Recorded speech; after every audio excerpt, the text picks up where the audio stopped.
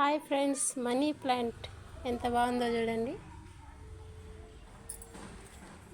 ఎంత బాగా అల్లుకునిందో.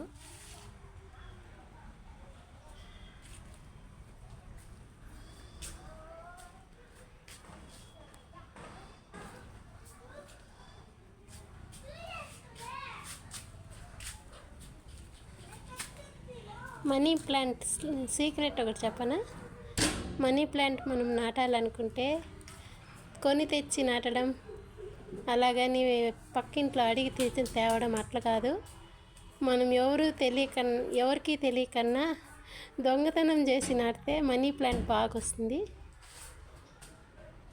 Money plant ఉంటే డబ్బులు కూడా బాగా వస్తాయి.